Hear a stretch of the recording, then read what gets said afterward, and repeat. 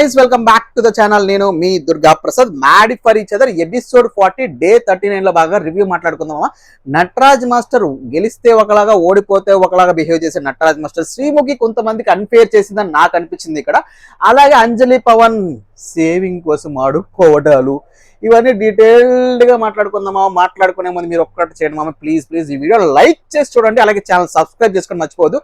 అలాగే Jio Hotstar open చేసి మీ favourite couple కి ఓట్ చేసుకోండి కంపల్సరీ. బికాజ్ లీస్ట్ లో ఉన్నప్పుడు మీ ఓట్స్ వాళ్ళని సేవ్ చేస్తే, అలాగే మీ ఫేవరెట్ కపుల్ ఎవరనేది కింద కామెంట్ బాక్స్ లో మెన్షన్ చేసేసి మనం ఇక డీటెయిల్డ్ గా వీడియోలోకి వెళ్ళిపోతే, నిన్నటి ఎపిసోడ్ ఎక్కడ స్విమ్మింగ్ పూల్ తో ఎండ్ అయిందో అక్కడే స్టార్ట్ అయిపోయిందో. మిగిలిన కపుల్ నటరాజ్ అండ్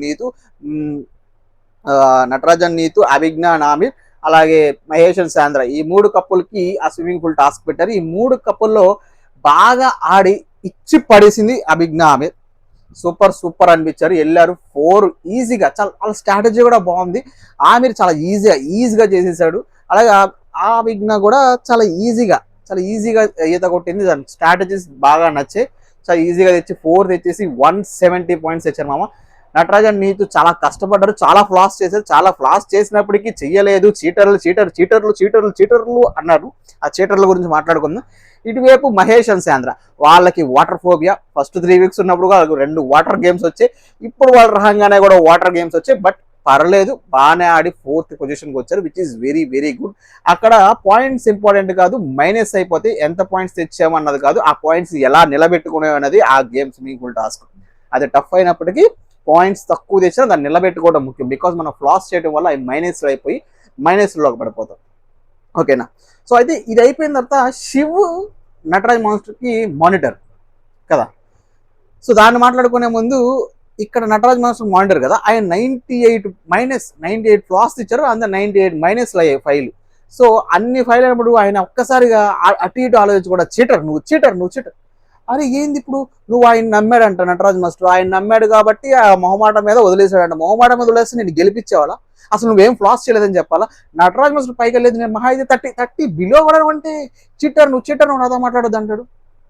అరే యార్, మనకు చూస్తున్నప్పుడే చాలా ఫ్లాస్ కనిపించాయి. నీతు 10 సార్లు పట్టుకుంటాడు స్విమ్మింగ్ పూల్ని.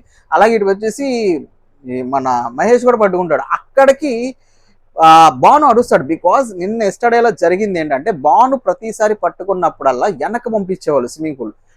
ఎస్పెషల్లీ శ్రీముఖి అక్కడ ఇన్వాల్వ్ అయ్యి వెనక్కెళ్ళు అని చెప్పేది. ఈవిడ చూస్తుంది పట్టుకోవటం, టచ్ అవుతుంది కానీ చెప్పట్లే. అక్కడ బాను బాధ ఏంటంటే, నాకు చెప్పారు మరి తనకి చెప్పరు ఏంటనేది. సో అక్కడ ఫ్లాసే కదా. సో బట్ వాళ్ళ పాయింట్ ఏంటంటే, మానిటర్స్ చూస్తున్నారు కదా శ్రీముఖి అనేది, అవి ఫ్లాస్ కింద లెక్కేసుకున్నారు, మైనస్లు అయిపోయి. సో అందుకనే ఈవి చేసిన చాలా మిస్టేక్స్, నటరాజ్ చేసిన మిస్టేక్స్ అన్ని కలిపి 98 శివ్ ఇచ్చాడు. ఆయన పర్ఫెక్ట్గా జెన్యున్గా చేశాడని చెప్పారు.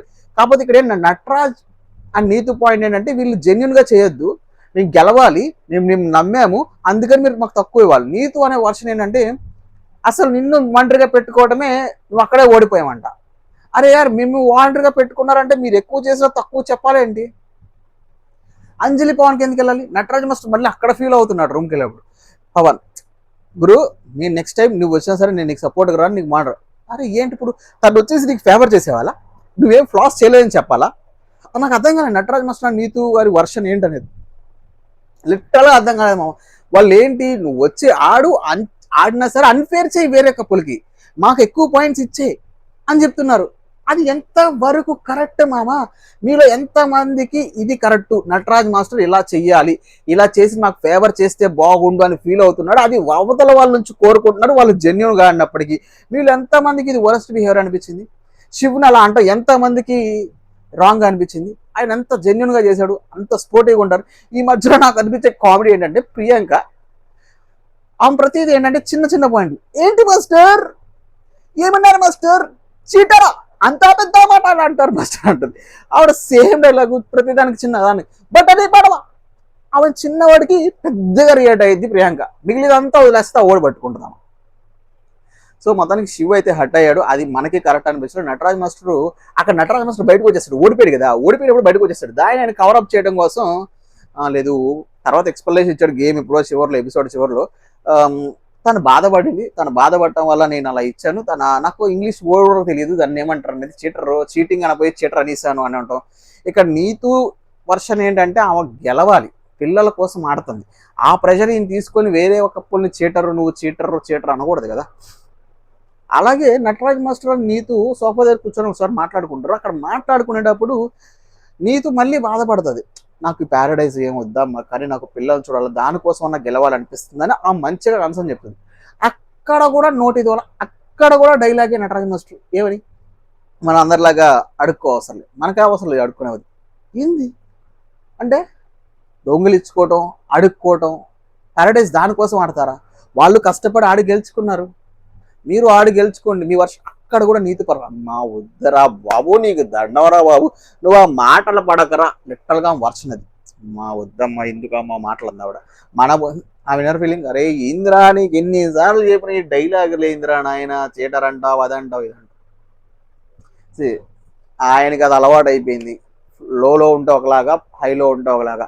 అది ఆల్రెడీ భాను అనుభవించాడు, భాను అనుభవించేసి శివన్ ప్రియాకి ఎక్స్ప్లెయిన్ చేసి మేము అంతా అనుభవిస్తాం బాజు, మాకు అలాగే ఫస్ట్లో పొగడే మంచిగా వచ్చారు, తర్వాత పికెట్ తిట్టే మాకు అది ఎగిస్టెడ్ అయిపోయారు మాస్టర్ అని. అలా జరుగుతూ ఉంటుంది. సో ఇక నెక్స్ట్ శ్రీముఖి ఎంట్రీ ఇచ్చింది. ఇక last and final game. So first ఈ స్విమ్మింగ్ పూల్ గేమ్లో టాప్ వచ్చేసింది అభిజ్ఞ అండ్ ఆమిర్. ఇచ్చి పడేసారు, సూపర్ ఆడారు. వాళ్ళిద్దరి మధ్య కోఆర్డినేషన్ కానీ చాలా స్పీడ్గా ఎక్కువ తెచ్చారు. ఈవెన్ నూకరాజు అండ్ ఆసియా ఆడినప్పుడు వీళ్ళు చాలా బాగా ఆడారు అని నాకు అనిపించింది.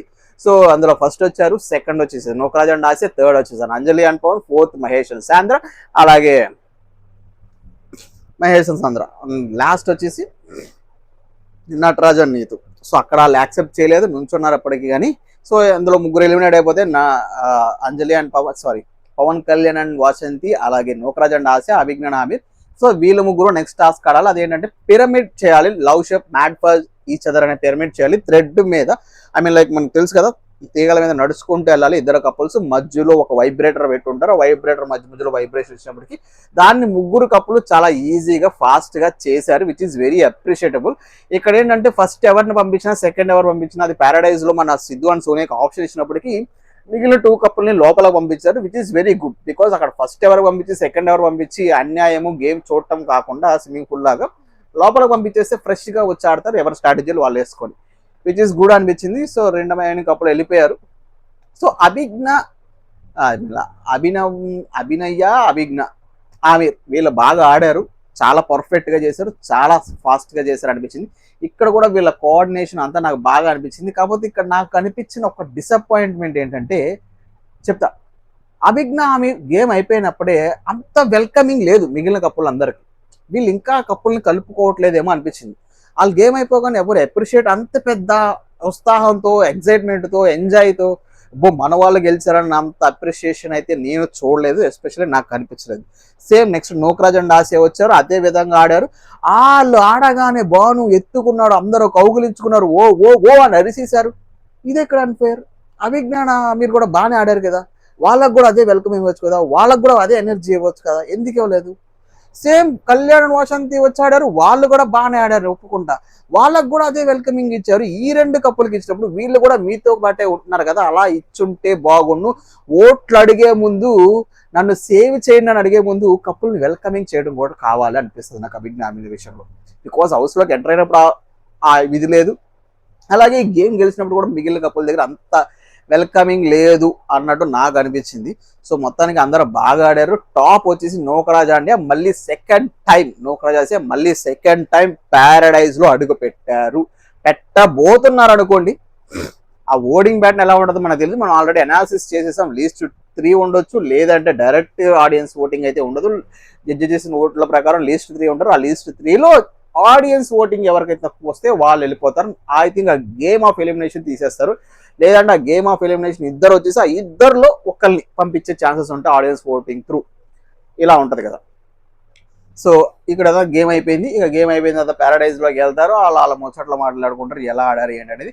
ఇక పాయింట్స్ టేబుల్కి వచ్చేస్తే టాప్లో నూకరాజు అండ్ ఆసియా ఉన్నారు with 45 bond credits 50. So Pawan Kalyan and Vasanthi 45. వీళ్ళు ప్రతి వీక్ బాగానే ఆడతారు, టాప్ క్వార్టర్లోనే ఉంటున్నారు.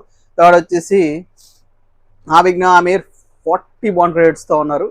సో ఫోర్త్ వచ్చేసి భాను అండ్ జాను, ఫిఫ్త్ వచ్చేసి ఎవరమో ఫోర్త్ వచ్చేసి Mahesh and Sandra, which is very good.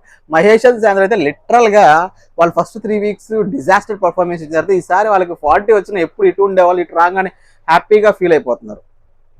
చాలా చాలా హ్యాపీగా, అది మంచిగా అనిపించింది. వాళ్ళకి అయ్యే ఎక్కువ అని ఫీల్ అయిపోతున్నారు ఎటు నుంచి, అట్లీస్ట్ లాస్ట్ నుంచి టాప్ ఆర్డర్లోకి వచ్చినందుకు.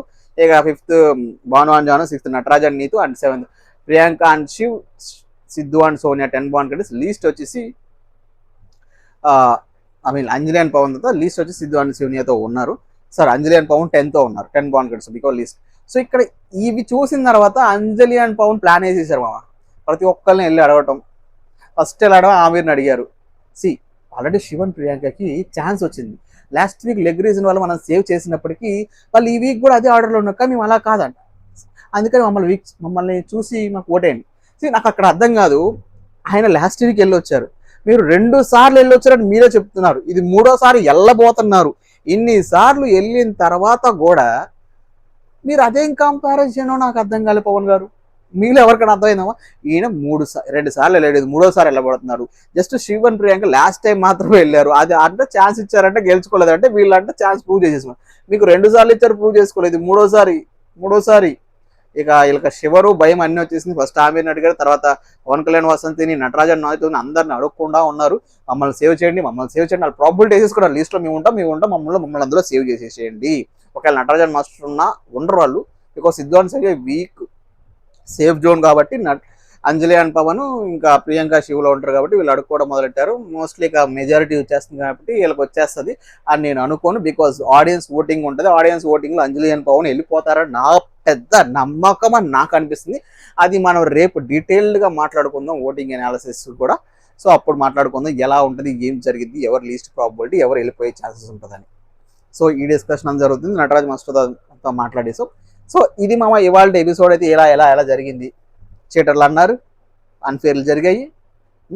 సో పాయింట్స్ టేబుల్లో అంజలి పవన్ ఇలా ఆడుకోవడం మొదలయ్యారు. సో ఇవన్నీ చూసిన తర్వాత మన mad couple of the episode కూడా మాట్లాడుకోవాలి కదా. సో మన mad couple of the episode వచ్చేసి ఆమీర్ అండ్ అభినయ. ఎందుకు ఏంటంటే స్విమ్మింగ్ పూల్ టాస్క్లు ఇచ్చి పడేశారు, ఆ బాల్ టాస్క్లో ఇచ్చి పడేశారు, ఈవెన్ లాస్ట్ టాస్క్లో కూడా ఇచ్చి పడేశారు. లీస్ట్ మంచిగా కోఆర్డినేషన్తో చాలా బాగా అనిపించింది. అలాగే వేరే కప్పులు అంతా జీర్ణించుకోలేకపోతున్నా వీళ్ళు టాప్లోకి వెళ్ళి దూసుకుపోయారు. కాబట్టి ఈ వీక్ జరిగిన గేమ్స్లో నాకు మ్యాడ్ కప్పులు అనిపించారు, ఎస్పెషల్లీ నాకు బాగా అనిపించింది. వాళ్ళు ఎక్కువ పాయింట్ అవుట్ కూడా చేయరు, వేరే కప్పులు ఉన్న పాయింట్ మాట్లాడి శుభ్రంగా చక్కబెడతారు, చాలా కామ్గా మాట్లాడతారు. అందుకే వీళ్ళిద్దరి మధ్య మ్యాడ్నెస్ చాలా బాగా కుదిరింది.